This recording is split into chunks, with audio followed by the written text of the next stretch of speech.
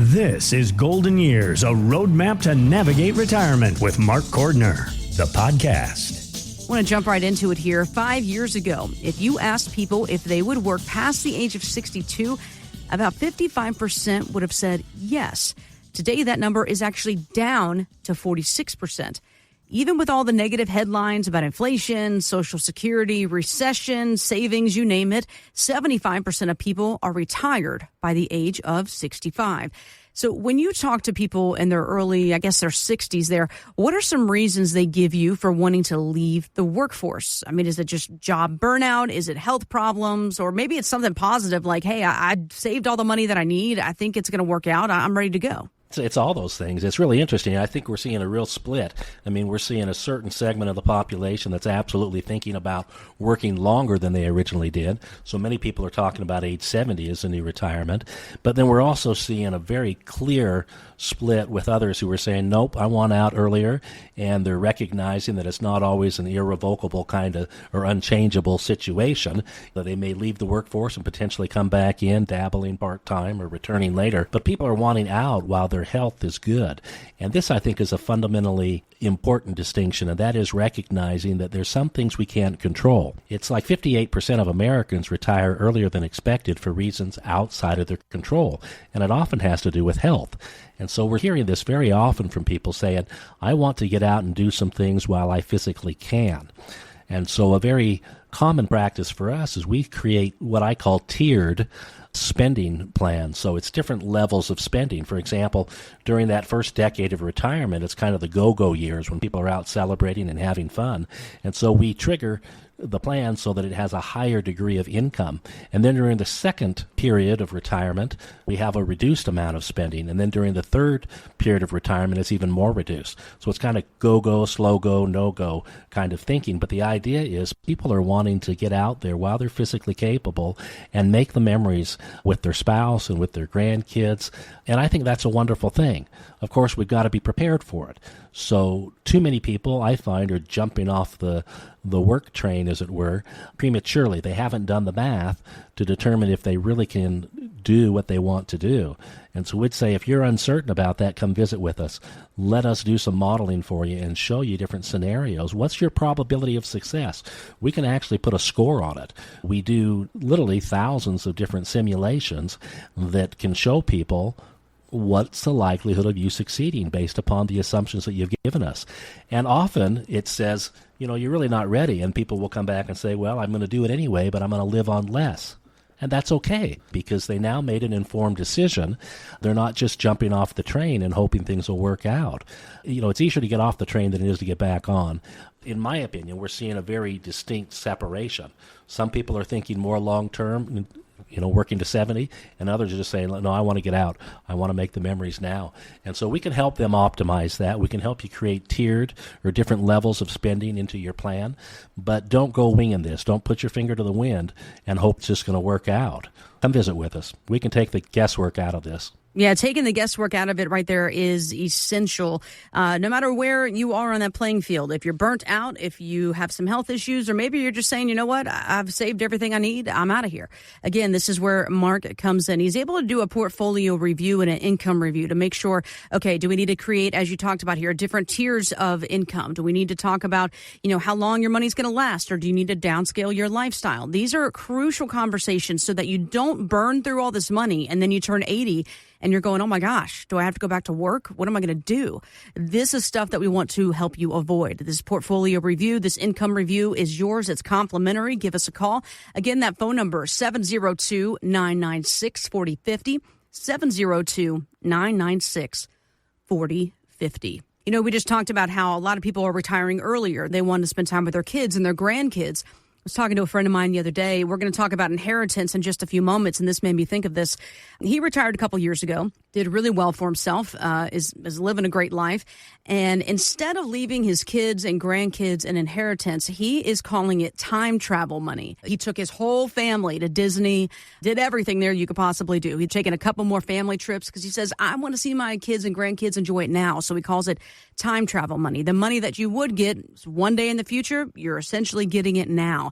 I wonder how many folks actually do something like that as opposed to, hey, here's an inheritance you're going to get years from now. now, and you have to kind of navigate through it as far as like taxes and dividing the income and all that kind of stuff. What is your experience with that? I think that's very insightful. I mean, I'm having that conversation with my wife. I'm seeing it all over the place now. A lot of people are recognizing that they'd like to see the effects of their money, the effects of their life work. They want to make the memories with the grandkids.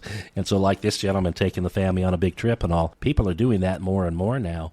Others are recognizing that circumstances are awfully hard for people in their 20s and 30s now to get into homes and to do things that we maybe took for granted back in the 70s and 80s and 90s. And so many of us are helping our children in ways we never expected to during their working years and not regretting it. Because at the end of the day, hopefully they'll be okay in the future. But getting by now and having their dignity now, having some choices and some quality of life now is important. And so when it comes to inheritances, there are certain cautions I have to give people, and that is, too many people think of it like the lottery, and I've seen so many families where individuals blow through the money in 12 to 18 months, just like they would with a lottery. And there is definitely a lot of social media trending now about younger generation wanting their inheritance now. I think this is a decision that the parents need to make. It's not a decision that the beneficiary needs to make, but there should be some family conversations. It's easy to spend money that we don't have before we receive it, and that's definitely a trend. And so there needs to be safeguards in place. There needs to be family conversations. But I totally agree with this gentleman that we just leave it for others. They will end up very easily doing the many things that we denied ourselves the privilege of doing. So you denied yourself the country club, and the kid will do that immediately with no qualms. Well, why not have the experience with them now, where you do some of the country club stuff together, if that's your goal. I'm not a golfer, but for example, if that's your goal, to spend time in that way. I'm big on traveling with my family. We like making those memories, and it's a challenge, but better to do it now when health permits, where I can see and experience it with them. We're definitely seeing that trend is let's think differently about inheritances. And so we have a class here in the office we actually do with our clients. We call it Beyond the Legal Documents, and it's really about how do we want our inheritance to play out? What kind of instructions do we want to leave for the family? What kind of strings do we want to put on this? And do we really want to wait? If you want help structuring how you're going to do things with your kids, how that money will flow to them, we love to work with the family attorney and create a team approach to making sure that your best intentions are fulfilled. Absolutely. And also, you mentioned this Beyond the Legal Docs. That's a great resource. And if you'd like to attend something like that or get resources from it, we can hook you up with that as well. And it's your choice. Again, the time travel money, spending it now, seeing all the enjoyment, or if you're going to leave an inheritance, you want to make sure that there's a couple things checked off here, right? Because there are some tax implications here. If people, they inherit cash, they wonder, what do I do with it? Maybe they go, oh my gosh, mom and dad are leaving me, $100,000. I can't wait to buy the next, whatever special big car that's a Lamborghini or whatever it is, right? You want to make sure you kind of set those boundaries, have those conversations. If you have questions about this, maybe it's about building your estate plan or creating your inheritance and your will, that kind of thing. These are topics that Mark and the team, they deal with each and every single day. Give a call. That phone number, 702-996-4050, 702-996-4050.